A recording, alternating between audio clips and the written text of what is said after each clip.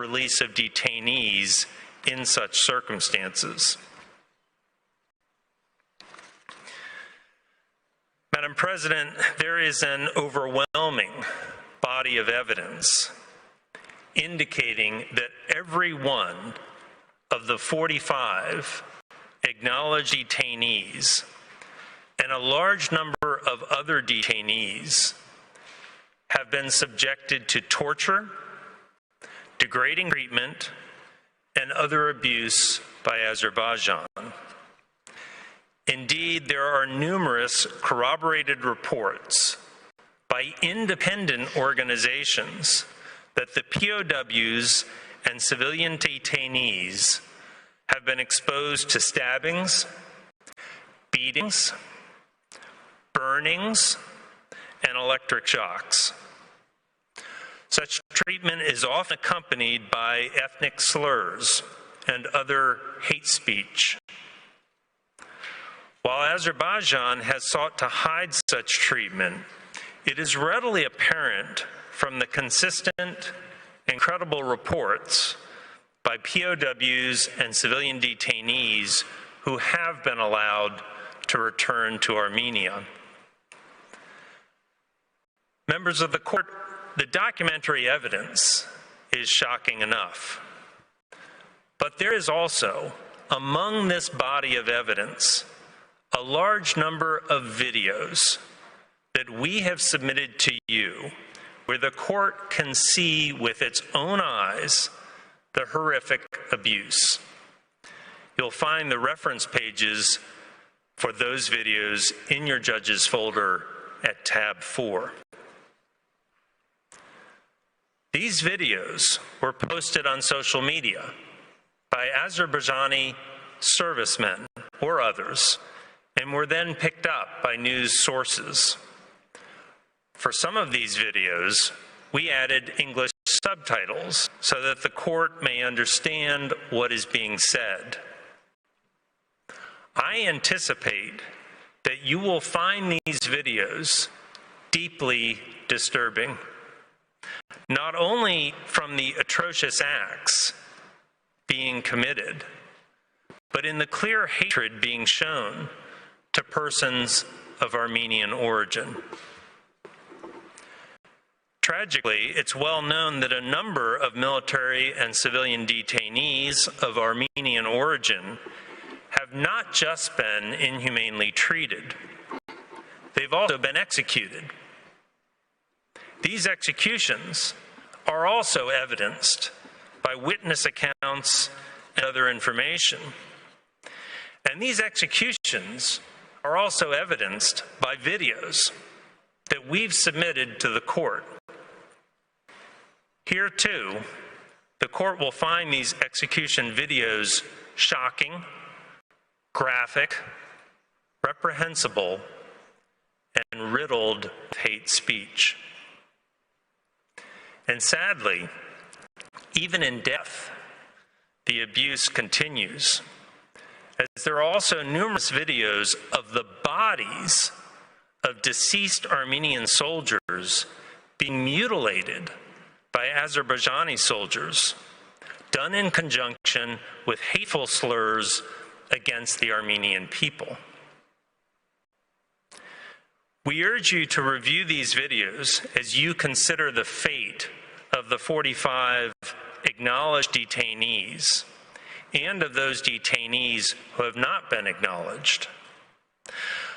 But to highlight how the suffering seen in these videos directly connects to the current detainees, I wish to describe one of the videos, which is found at Armenia's Annex 69. This video demonstrates the suffering of one of the acknowledged POWs, Ludwig Mkrtchyan, who is the second POW listed in tab 3 of your folders. In the video, which may have been taken shortly after Mkrtchyan and other Armenian soldiers were taken captive, you will see Mkrtchyan lying on the ground along with the other POWs. Mkrtchyan has a bullet wound in his left hip and tailbone. Despite that wound, he is blindfolded and he is restrained. He is clearly hors de combat, yet his Azerbaijani captors kick him in the back, they step on his head, and they poke him with a sharp rod. One of his captors asks, "Where is his finger? Shall I cut it?" Mkrtchyan begs not to be harmed. He says, and I quote, "Don't shoot. Please, don't kill me." In the video, the other Armenian POWs fare no better with such treatment. The Azerbaijani soldiers also step on them, kick them, poke them with the sharp rod. These POWs, as you will see, are clearly afraid. One of the POWs begs not to be harmed. One of the captors responds with hateful language. He says, and I quote, "You're going to keep on begging like this a lot. You, the disgraceful people, pimps, faggots." Towards the end of the video, one of the captors says about one of the POWs, "Cut it, cut the finger." Another captor approaches that POW with a sharp metal rod. As the POW, blindfolded, bound, and prostrate, begs not to be touched, the captor then places the sharp rod against the POW's fingers and then pulls back just before the video ends. I note that the corroboration of this abuse, and specifically of Mkrtchyan, can be found in other videos that we have provided to the court. Members of the court, we submit that there's ample basis for the court to conclude in this proceeding, as it did in the Tehran hostages case, that continuance of the situation, the subject of the present request, exposes the human beings concerned to privation, hardship, anguish, and even danger to life and health, and thus a serious possibility of irreparable harm. Another form of this abusive treatment bears noting. Azerbaijan has subjected these detainees to sham criminal proceedings in which individuals are charged long after they should have been repatriated and tried and convicted in a matter of days, often in a language they do not understand. These convictions were typically based on charges that are not triable under the laws of war. For example, it makes no sense in the context of a ceasefire agreement that leaves armed forces positioned in places opposite each other for one side to charge the soldiers of the other side with illegal border crossing and illegal carrying of firearms. Likewise, it makes no sense to convict someone as a mercenary when he is a national of one of the belligerents. The two POWs captured in October 2020 were convicted for acts that allegedly occurred 3 decades ago, which at the time were never pursued by Azerbaijani authorities, and in any event were overtaken by the obligation to repatriate. Moreover, some of these convictions apparently were based on confessions, yet there is ample evidence of Azerbaijan coercing confessions through torture. The court simply cannot countenance a justification for detaining POWs and civilians that is tainted by such conduct. That these criminal proceedings are a sham is also demonstrated by the fact that Azerbaijan blithely releases some of these so-called criminals whenever it is able to extract something from Armenia in exchange. As I previously noted, 6 POWs were captured on May 27th of this year. Azerbaijan rushed to charge them with crimes on 28 and 29 May. Then, just 2 weeks later, on 12 June, 4 of those POWs were released as part of a group of 15 Armenian POWs. Why release POWs who are allegedly criminals? Well, they were released by Azerbaijan so long as Armenia provided a map detailing the location of mines in Agdam. Such conduct is arbitrary, and it speaks volumes about the nature of Azerbaijan's so-called criminal proceedings. Indeed, similarly, Azerbaijan charged a group of Armenian POWs with the crime of illegally crossing the border, and on 2 July 2021, sentenced them to prison. Yet the very next day, on 3 July, Azerbaijan released 12 of them as part of a group of 15 POWs, this time in exchange for maps of mines in the Fuzulai and Zangala regions. The 3 others in this group still had their trials pending, yet they too were repatriated. The arbitrariness of Azerbaijan's so-called criminal proceedings continues in that all 15 of those released POWs were from the Kurtzabird group, yet many others from that same group remain detained. Hence, the fact that the continued detention of the POWs has nothing to do with actual criminality is readily apparent from Azerbaijan's willingness to repatriate some POWs on some occasions whenever Azerbaijan believes it has extracted something from Armenia, while refusing to repatriate other POWs who were captured for the same acts and at the same time and in the same place. This is not a situation of applying criminal law fairly and judiciously. It's using criminal law arbitrarily as a subterfuge for prohibited discriminatory conduct. Finally, on the factual discussion, while it's reported that Azerbaijan is allowing the ICRC to visit these 45 detainees, there is also evidence that Azerbaijan is seeking to hide the other detainees and to hide its abuse of all the detainees from the ICRC and from others, making their repatriation all the more urgent.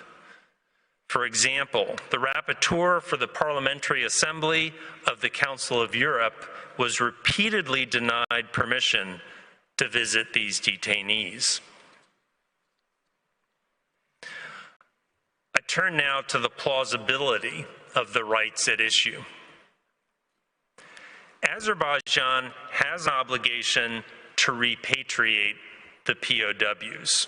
Indeed, this is one of the most important obligations of international humanitarian law. Azerbaijan's disregard of that obligation is ethnic discrimination, pure and simple. Whereas virtually every other country in the world takes quite seriously the general obligation to repatriate all POWs after the cessation of hostility, Azerbaijan has not, because of its policy of hatred toward persons of Armenian ethnicity.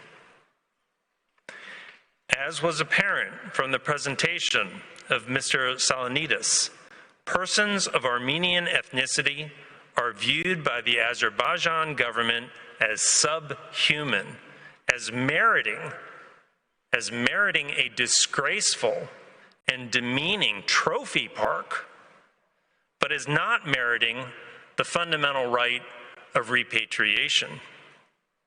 For Azerbaijan, the POW's value is not to be found in human dignity. Rather, their value is as a bargaining chip.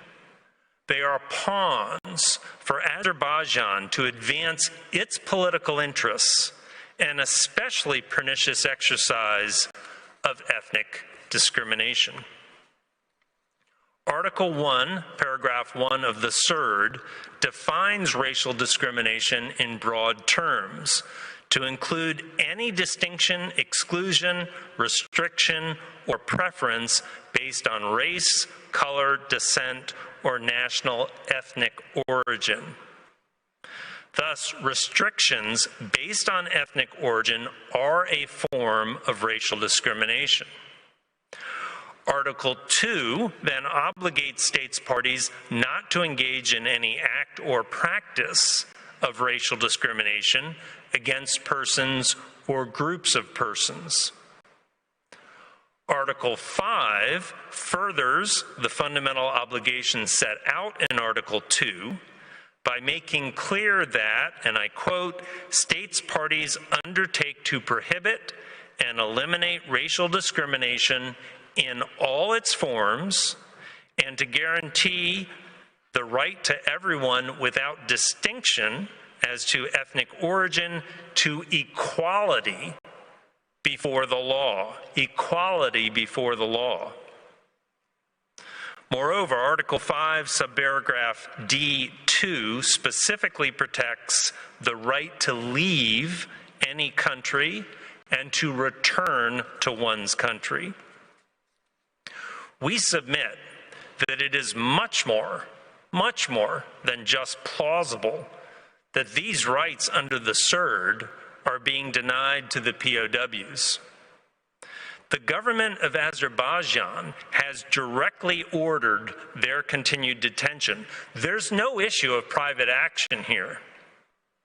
This failure to repatriate is a denial to persons of Armenian origin of their rights under the CERD to equality before the law.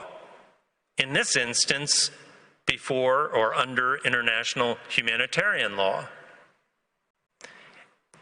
Azerbaijan may not, under the Third Geneva Convention, refuse to repatriate these POWs. Many organizations and observers have already reached that conclusion on the merits.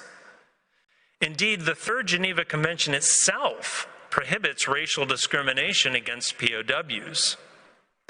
When one considers the general background of Azerbaijan's hateful views regarding persons of Armenian origin, along with the inhuman and degrading treatment of these POWs, and along with the occasional use of the POWs as bargaining chips, all such circumstances strongly demonstrate that this failure to repatriate is not just plausibly racial discrimination, it is racial discrimination in the form of a denial of equality under international humanitarian law.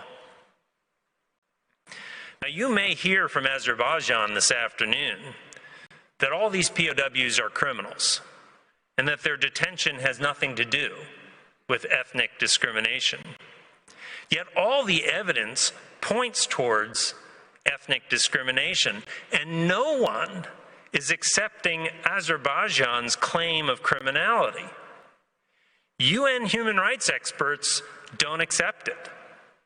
The European Parliament does not accept it. The Parliamentary Assembly of the Council of Europe and its rapporteur do not accept it. Rather, all of them have called for the expeditious repatriation of these POWs, as have many governments. Time does not allow me to describe in depth the plausibility of the POW's rights under the CERD not to be beaten, tortured, or otherwise physically or mentally abused. But here, too, we submit that it is much more than just plausible that such treatment violates CERD Articles 2 and 5, and in particular Article 5, subparagraph B, which protects the right to security of person and protection by the states against violence or bodily harm. The POW's treatment before Azerbaijani courts also clearly implicates CERD Article 5, subparagraph A, which recognizes the right of equal treatment before the tribunals and all other organs administering justice. And the overarching Article 5 right to equality before the law is further implicated given that Azerbaijan's inhuman and degrading treatment is a denial to an ethnic group of their rights under international humanitarian law and also under international human rights law, including prohibitions on arbitrary detention, on torture, on inhuman and degrading treatment, and as well as the freedom to leave any country and the right to a fair trial. As is the case with the POWs, it is more than plausible to maintain that the government of Azerbaijan's refusal to repatriate the 3 acknowledged civilians is a denial to persons of Armenian origin of their rights under CERD Articles 2 and 5 to equality under the law, including the security of their person and to the right to return to their country. And with respect to the equality under the law, Azerbaijan simply has no basis under either the 4th Geneva Convention or human rights law to refuse to repatriate these civilians or to treat them inhumanely. Again, many organizations and observers have already reached that conclusion on the merits. Under the 4th Geneva Convention, civilians are protected persons, and if interned during the conflict, they must be released after the cessation of hostilities. They must be treated humanely, without any distinction founded on race. They must be protected from murder, torture, or brutality. The taking of civilians as hostages is forbidden, and they shall not be deprived of the rights of a fair and regular trial as prescribed by the Convention. And similar protections for these civilians arise under the previously noted human rights law. Madam President, the plausibility of the rights claimed under the CERD with respect to POWs and civilians that Azerbaijan has not acknowledged, but has also treated inhumanely and has not repatriated, also flows from what I just said. Although these persons are not acknowledged by Azerbaijan, there is ample evidence that they were taken into captivity, that they have been abused, and obviously that they have not yet been repatriated. For the reasons previously indicated, it is more than plausible to regard their treatment as a denial to persons of Armenian origin of their rights under Articles 2 and 5 of the CERD, notably their rights to equality under the law, to return to their country, and to the security of their person. Madam President, that concludes my presentation. I ask that you now call on Professor Darjan. I thank Professor Murphy for his statement, and I now invite Professor Pierre Darjan to take the floor. You have the floor, Professor.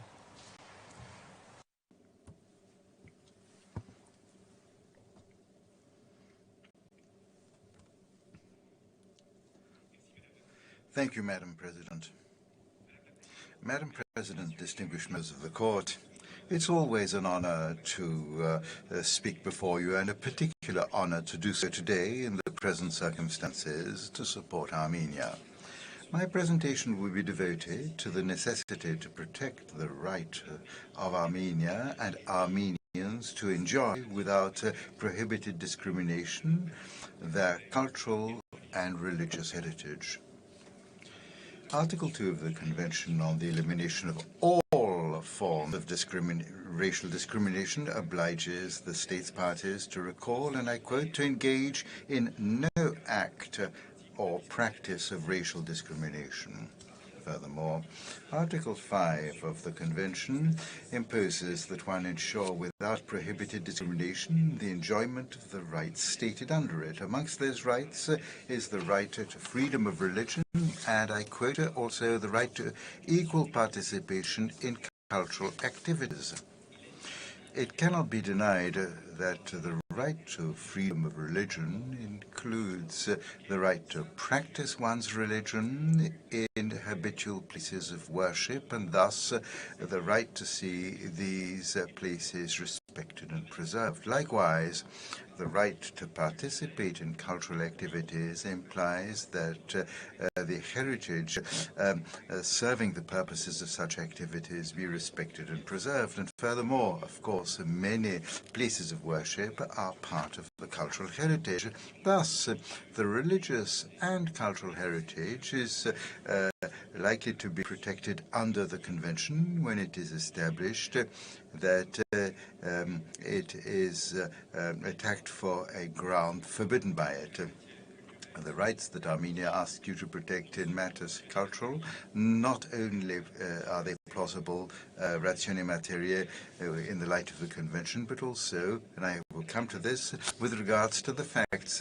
On the 8th of October 2020, Madam President, the Holy Saviour Cathedral in Shushi was twice bombed.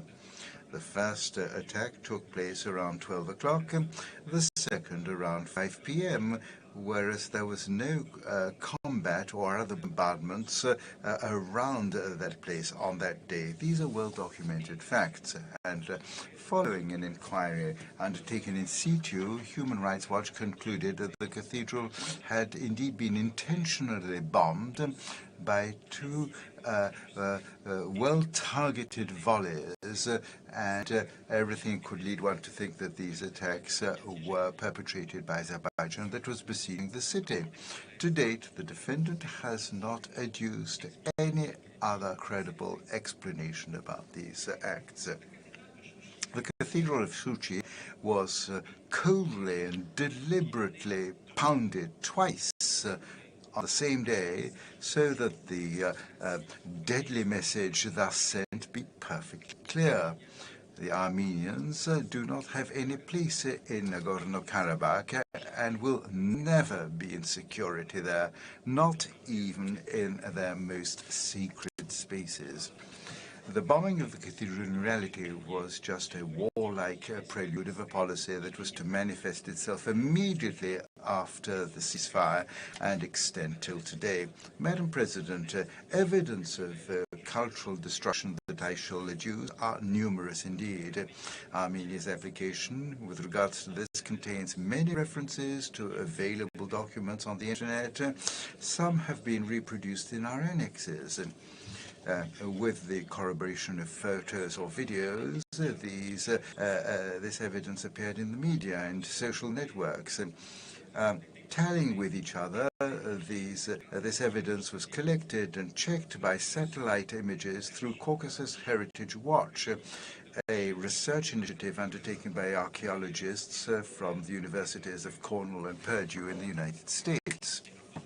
The complete reports of these archaeologists are to be found in your hearing file, tabs 13 and 14. A few days after the 10th of November, the cathedral was yet again the subject of racist attacks, during which its walls were daubed with graffiti, whereas the statues of angels ornamenting the railings surrounding the cathedral were deliberately damaged before they disappeared. Since then, Azerbaijan has undertaken what it calls restoration of the cathedral work.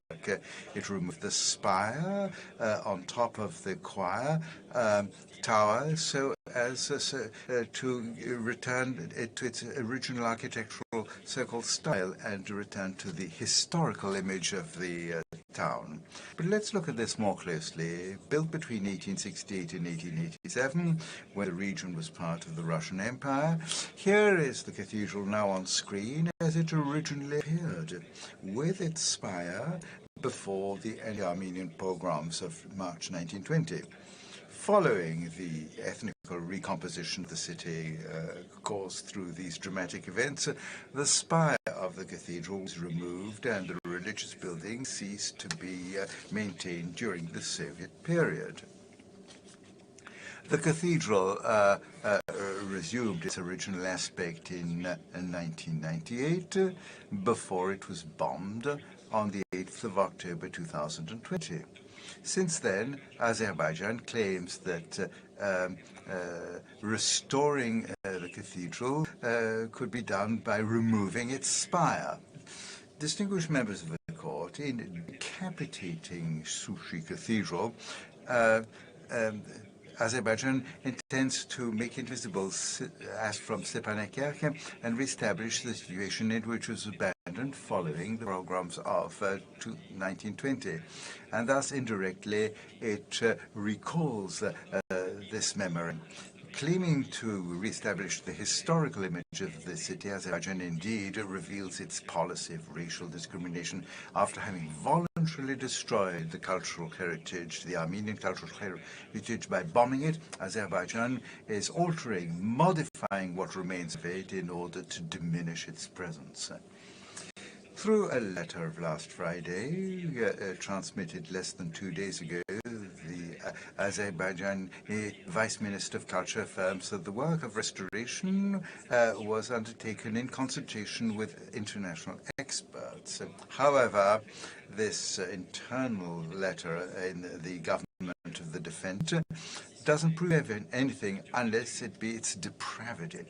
It's this letter, which you are asked to keep confidential, although it concerns a monument, manifestly was written and very cautiously formulated, framed for the purposes of the present case. And as you'll note, it's addressed to the person who's the agent of Azerbaijan in the cases submitted to your scrutiny. Furthermore, this letter states that experts would be consulted without actually naming them, nor saying anything about their visits or reports. And above all, it does not, this letter, indicate that Azerbaijan intends to rebuild the spire of the cathedral that its double bombing did not, however, succeed in striking down. The official position of the defendant is thus that the cathedral, in its original form, was without a spire, as you saw. And as you can see it again on screen, nothing could be further from historical truth. Still in Shushi, the Armenian Church of St. John the Baptist, also called the Green Chapel, was decapitated after the trilateral ceasefire declaration. In the village of Merkavan, which the defendant calls Jebrail, the BBC reported about the complete destruction of the church after it was vandalized by Azerbaijani soldiers. On the 27th of March of that year, Azerbaijani soldiers, through mockery, profaned the church of St. Yegishi in the village of Matagis, as you can see looking at the video under tab 5 in your hearing file. Very soon after the declaration of the 10th of November, Azerbaijani soldiers also went to Armenian cemeteries to cast down tombs, smash them and profanate them. Such incidents were reported on the 26th of November 2020, and then when spring came back in May 2021, in 5 places at least. In Adrut, north of Shushi, at Metztacher, at Taravard, at Shekhnach, where the old Armenian cemetery that went back to the 18th century was totally razed. Evidence of such destruction are taken up in your hearing file, tabs 6 to 10. The destructive fury of Azerbaijan also covered kachkars, a characteristic of religious art in Armenia, whose origins go back to the 4th century. A kachkar is literally a stone with a cross, either a stele about 1.50 meters high, rectangular in shape, carved in low relief with one or several crosses, surrounded by ornamental decoration of human figures or inscriptions in Armenian. And since 2010, the khashkars, Armenian khashkars, are on the list representing the immaterial cultural heritage of humanity. In Shushi, the khashkar of the bombed cathedral was then disfigured and destroyed at the late April this year. Furthermore, in territories that Azerbaijan claims have liberated, khashkars are torn down. This was the case notably on the 12th of January 2021 in Haagai, where the Azerbaijani armed forces knocked down a khashkar through a military truck, as you can see in tab 11 in your hearing file. The cemetery at the north of Sushi, which was very considerably destroyed, had two khashkars of the 12th and 13th centuries. Madam President, distinguished members of the court, such a gratuitous and discriminatory destruction seeks to erase the Armenian cultural presence in Nagorno-Karabakh. Further destruction is directed against Armenian memory. At late March this year, in Shushi, Azerbaijan destroyed the monument commemorating the genocide of Armenians perpetrated by the Ottoman Empire, which is to the left on your screen. Denying the existence of genocide, the defendant considers no doubt to be entitled to destroy this monument because it commemorates an event that, according to it, did not occur. To the right of the screen, you can see the location of the monument without the monument and without the inscriptions in Armenian on its surrounding wall. This photograph was taken during the presidential visit in June 2021. A flagpole, as you can see, with the flag of Azerbaijan has replaced the monument to the Armenian genocide. There could be no stronger symbol. President Aliyev making of the rewriting of history a central point in his ethno-nationalistic and discriminatory policy. Distinguished members of the court, there is no place, no room in the territories controlled by Azerbaijan for what makes and symbolizes Armenian identity. Madam President, during his speech before the General Assembly on the 23rd of September last week, thus after your court was seized by Armenia, and on the very day Azerbaijan filed in reply its own case introducing proceedings, President Aliyev on that date said this in his discourse to the General Assembly. In Azerbaijan, we cherish and support multiculturalism as a way of life. Azerbaijan is considered as an example of tolerance and peaceful coexistence of representatives of various religious and ethnic groups living in our country. End of quote. No doubt that your seasoned prompted the defendant to present himself before you under the most flattering light. However, such official discourses of tolerance and inclusion, as well as the very recent exhibits established for the purposes of the present case, obviously sound hollow when they are confronted, as they should be and must be, when they are confronted with the reality of the facts that my colleagues and myself have just related. Beyond the window-dressing speeches, these facts reveal the genuine nature of the Azerbaijani political regime and its hateful practices contrary to the convention. Madam President, distinguished members of the court, the official discourse of Azerbaijan is all the more misleading, and the destructions of the Armenian heritage in Nagorno-Karabakh are all the more foreseeable since they occur in a particularly worrisome context. And apropos of this, I should like to propose 5 indisputable contextual elements. On the one hand, and you will have noted this through the chronology of the events, Azerbaijan undertook the cultural destruction and other breaches reported by my colleagues.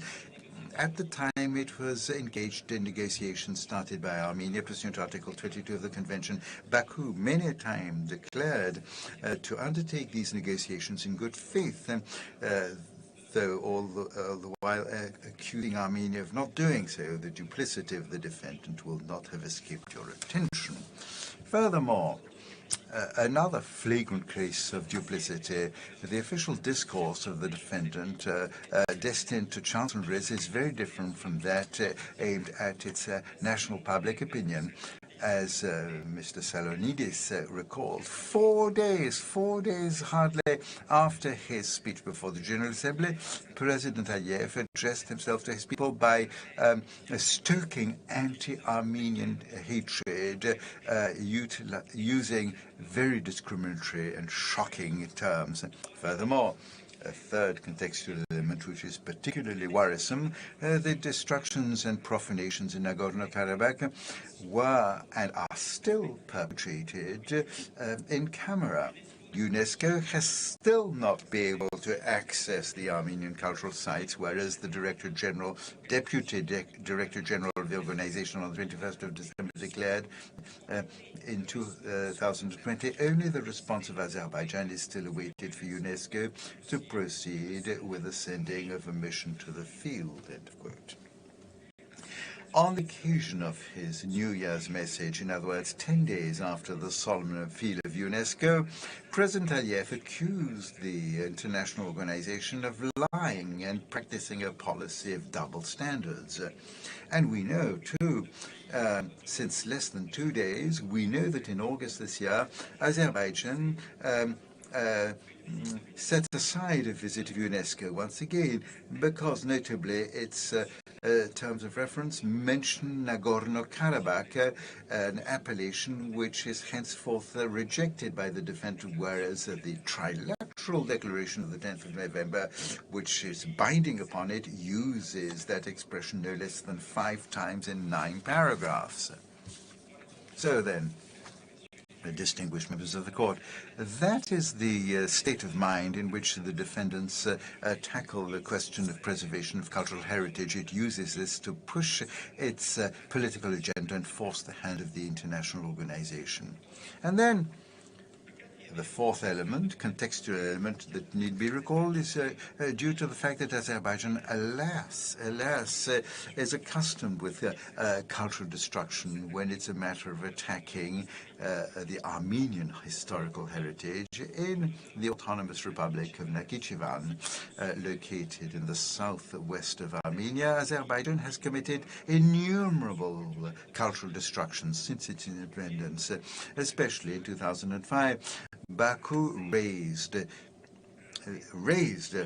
literally the old cemetery in Jura, which had thousands of khachkars, the greatest, the largest collection in the world. These facts and others were duly documented, and we will return to them when we come to the merits of the present case. The International Council for Monuments and Sites, as well as the European Parliament, deplored and denounced what the press qualified as the worst cultural genocide of the 21st century, to quote it.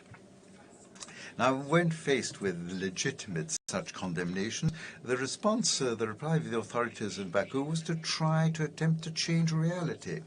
So from historical revisionism to negationism, there is indeed only one step that Azerbaijan blithely takes through the voice of its ambassador in London, whom I quote. First and foremost, we need to make it clear that there is no such thing as Armenian heritage in the Nakhichevan Autonomous Republic, simply because Armenians never lived there. Non-existing sites or cemeteries cannot be destroyed. And finally, and this is the fifth contextual element to reinforce the need to urgently to protect the Armenian heritage. Well, finally, Baku applies the same historical revisionism with regards to Nagorno-Karabakh. Indeed, the destructions and profanations incursions upon religious and cultural Armenian sites is accompanied with an official discourse seeking to make one believe that the Armenian heritage of Nagorno-Karabakh was a usurped heritage because the Armenian churches are monuments that belong to the Udi people, an Albanian Caucasian people whose trace we find in antiquity, and that the propaganda of Baku considers as being proto-Azerbaijani, posing in camouflage outfit before the church of St. Asastatsin in the village of Tsakuri. In March 2021, President Aliyev launched him into a diatribe propagating such a theory, claiming that the church was a former Albanian church upon which Armenian inscriptions could have been placed at a later date. The internet site of the presidency translated the speech of the head of state on video and film, and this is accessible on YouTube, tab 22 of your file. So, changing historical narrative in order to justify such cultural destructions and to lessen the century-old presence of Armenia in Nagorno-Karabakh, Azerbaijan is also changing its administrative language.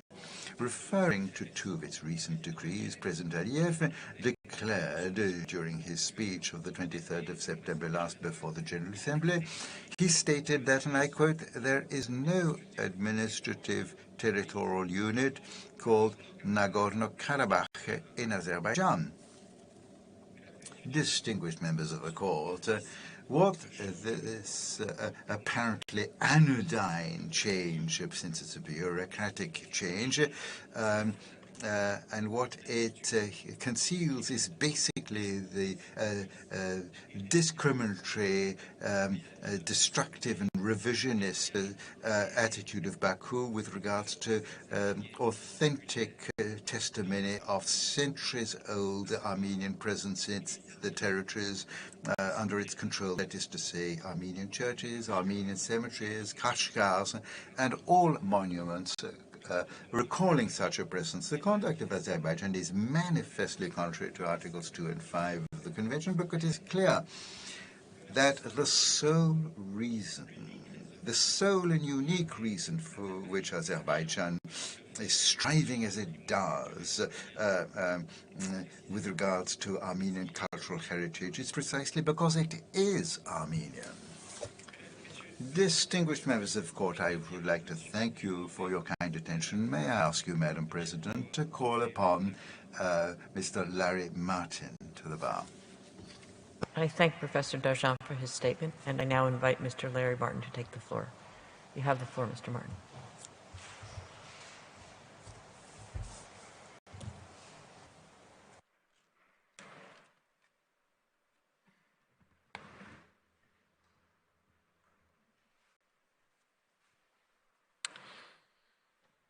Madam President, distinguished members of the court, good morning. It is an honor and a privilege to appear before you on behalf of Armenia. It falls to me today to address the issues of urgency and irreparability, and of the link between the rights for which Armenia seeks protection and the provisional measures we request. Fortunately, I can be brief. Nothing about what I'm about to say should be controversial. In fact, it all flows directly, inescapably, from my colleagues' presentations before me. The urgent need to protect Armenians from continued hate speech, to repatriate and protect Armenian POWs and detainees from further mistreatment, and to protect Armenian cultural heritage from erasure, all follows from the evidence as unavoidably as night follows day. The court has made clear that it will exercise its power to indicate provisional measures, quote, only if there is urgency, in the sense that there is a real and imminent risk that irreparable prejudice will be caused before the court gives its final decision, end quote.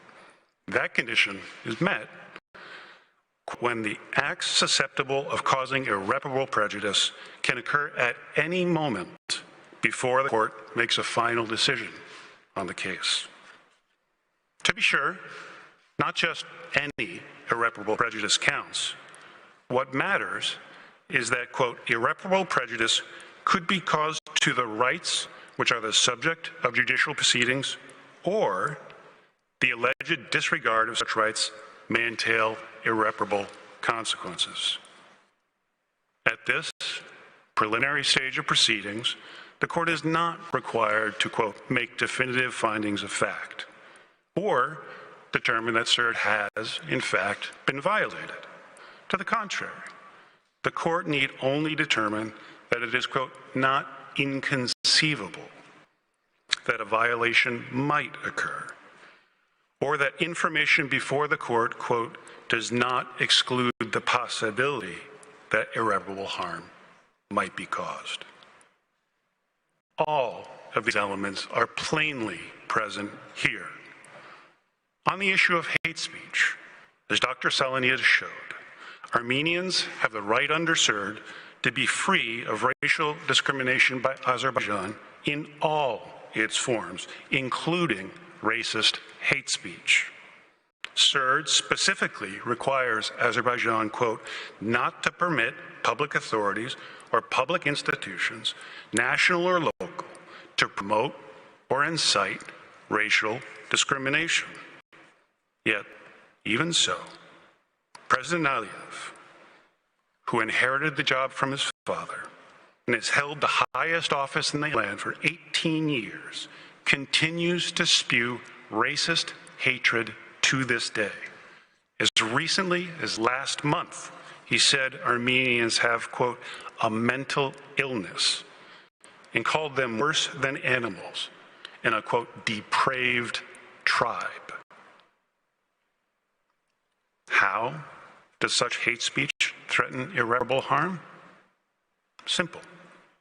Hate begets hate. And hate emanating from a state's highest authority begets more hate still.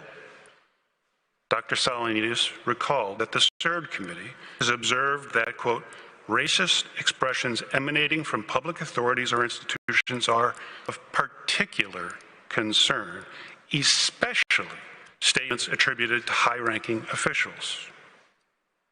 As some of us have learned from our own recent national experience, hatred from the top, even in a nominally free country, operates as a kind of license that opens the floodgates, allowing other elements of society to follow suit.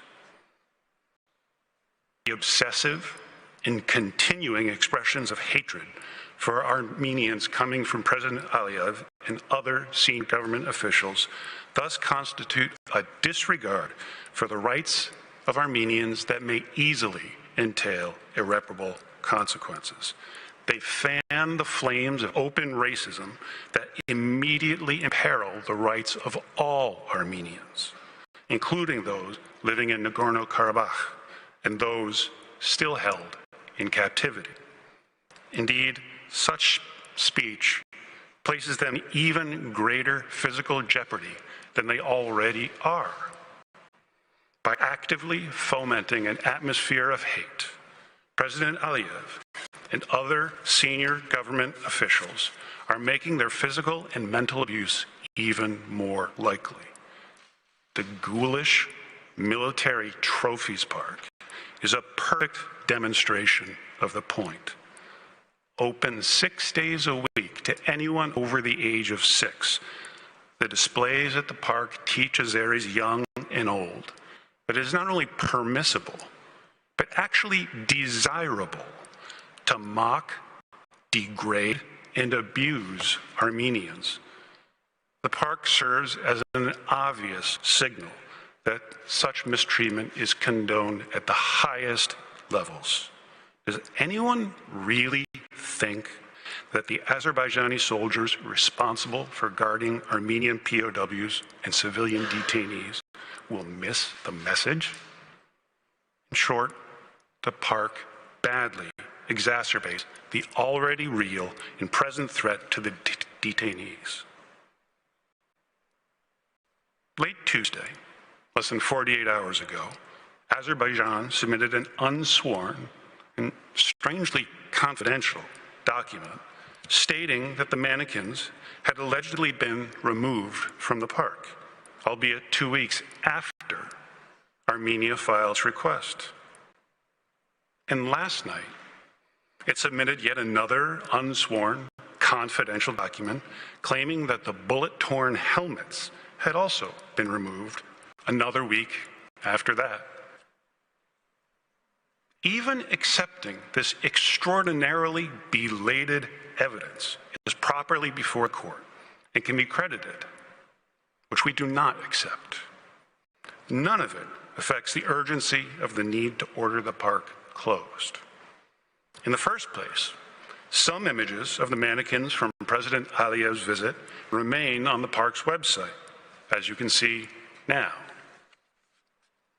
In the absence of a formal public undertaking made by Azerbaijan's agent before this court, there is no guarantee they will not be returned the moment these hearings are over. Even then, the park remains as a conspicuous symbol of hate, a celebration of Armenians' defeat. What other message could it possibly convey? The urgent threat of irreparable prejudice resulting from Azerbaijan's continuing wrongful detention of Armenian nationals is more obvious still. Professor Murphy explained that the rights in dispute in this case include the right of Armenian POWs and civilian detainees to the equal enjoyment of their individual rights, including, but not limited to, repatriation and the right to security of person and protection by the state against violence or bodily harm. Unlawful detention is inherently a form of irreparable prejudice. Those detained for months or years before you reach a decision on the merits in this case will never get that time back. This is not an exaggeration. As Professor Murphy explained, Azerbaijan has already sentenced many of the detainees to serve years in Azerbaijani prisons. The only way to avoid such irreparable harm is a provisional measure from the court ordering repatriation. Professor Murphy also explained that the evidence shows a clear record and practice of Azerbaijani authorities abusing Armenian detainees, soldiers and civilians alike. The gruesome videos that Armenia has presented to the court will haunt the nightmares of those of us who have watched them for a very long time. Given the lengthy prison sentences that Azerbaijan has issued, there is no doubt that the detainees are extremely vulnerable for an extended period of time to continued abuse by Azerbaijani guards. The need for the urgent intervention of this court to prevent further irreversible harm is almost too obvious to say. If the clear and present threat of imminent psychological trauma, bodily harm, and even death does not warrant the indication of provisional measures, it would be hard to imagine what would.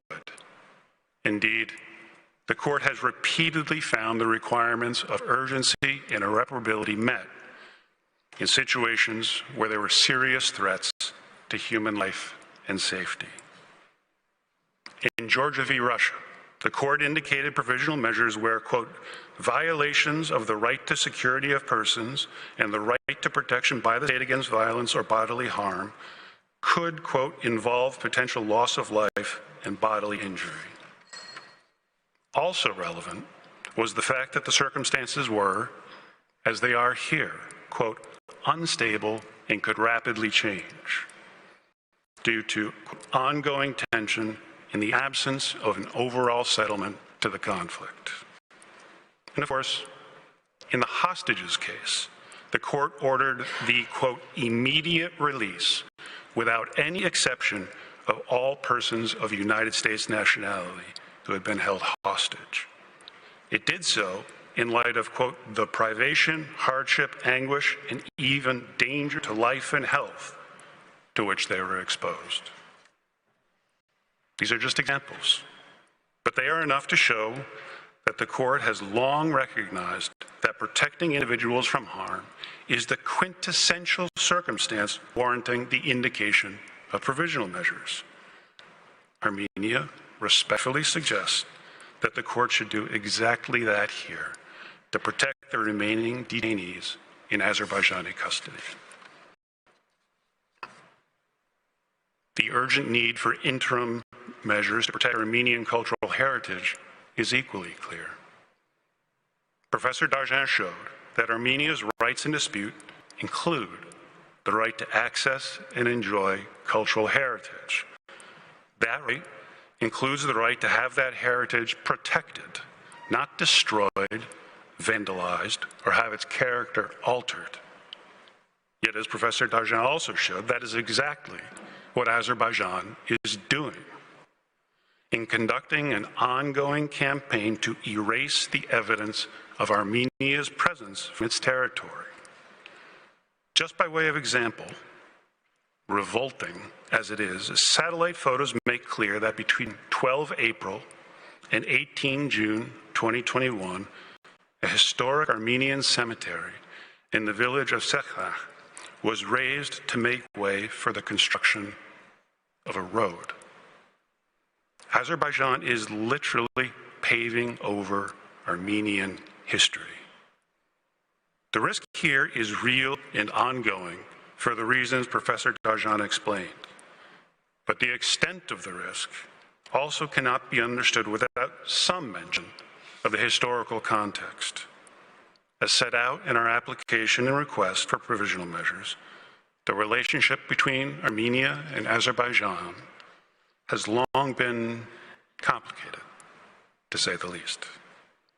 As is also set out in our application, even before the most recent armed conflict, Azerbaijan was prolific in its effort to erase any vestige of the Armenian presence from its territory. We refer to a number of examples in footnote. The continued spewing of racist hate speech by President Aliyev and other senior officials only exacerbates this real and present risk. Indeed, by refusing even to acknowledge the existence of Armenian cultural heritage, President Aliyev is directly promoting a climate that is even more conducive to the hate-filled destruction of that heritage. In concluding on this point, I note that the court has in the past ordered provisional measures to protect property and other tangible items from destruction. In the recent Cambodia v. Thailand case, it ordered measures to ensure that, quote, no irreparable damage is caused to property, including a UNESCO World Heritage Site. And in DRC v. Uganda, it did so in circumstances where, quote, assets and resources in the area of conflict remained vulnerable. We respectfully submit that the court should follow these examples and similarly order provisional measures to protect Armenia's cultural heritage from the very real and very urgent risk of irreparable prejudice. That brings me, Madam President, to the second and last part of my presentation this morning, the requirement that the provisional measures we seek be linked to the rights whose protection we seek. On this subject, I can be even more brief. The requisite link between the relevant rights and measures is even more obvious than is the urgent threat of irreparable harm. I will not burden the court by reciting the full text of the provisional measures we request. They are set out in our request, and the distinguished agent will return to them at the end of tomorrow's session. Suffice it now to note that they fall into four broad categories that precisely dovetail with the rights whose protection we seek. The first category of measures we request relates to the Armenian POWs and other detainees. To put it simply, we ask the court to order Azerbaijan to release them, and pending that, to treat them humanely As Professor Murphy explained, and I underscored a few moments ago, the rights whose protection we seek include, among others, the rights of the detainees under Article 2 to be free of racial discrimination in all of its forms, and under Article 5 to be secure in their person and to be protected by the state from violence and bodily harm. As in the hostages case, the only genuine way to protect that right is to order the detainees' immediate release. Widely confirmed reports of Armenian detainees being tortured and even executed in captivity, and Azerbaijan's wholesale denial of the same leaves no other option.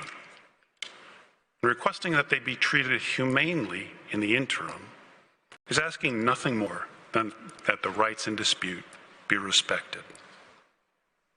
The second category of measures we request relate to hate speech coming from the very top of the Azerbaijani government in the disturbing military trophies park.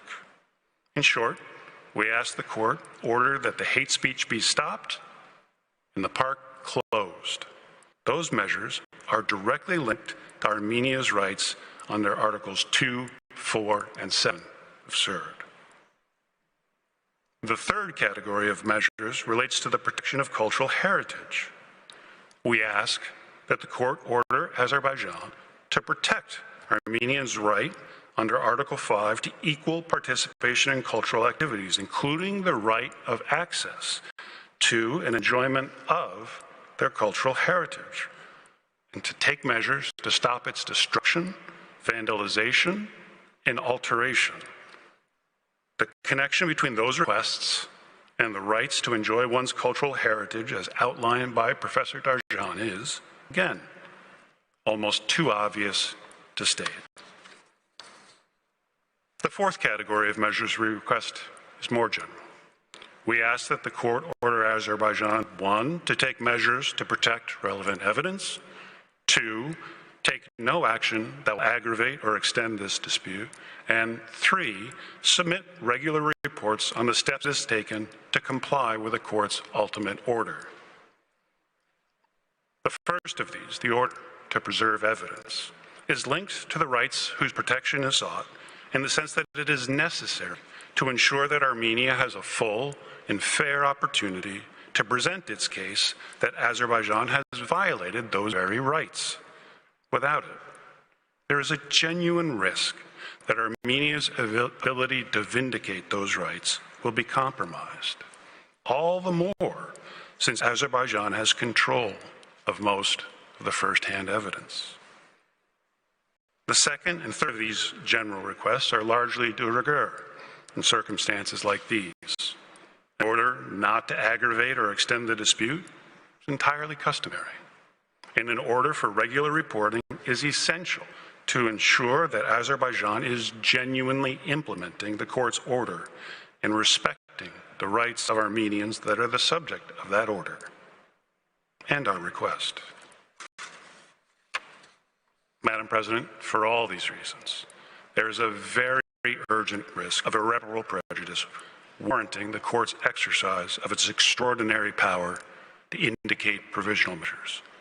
The measures we seek, moreover, are linked to the very same rights whose protection we seek. Thank you for your kind and patient attention. That concludes Armenia's first round presentations this morning. I thank Mr. Martin, whose statement brings to an end the first round of oral argument of Armenia, as well as this morning's sitting. Court will meet again this afternoon at 4 p.m. to hear the first round of oral argument of Azerbaijan. The sitting is adjourned.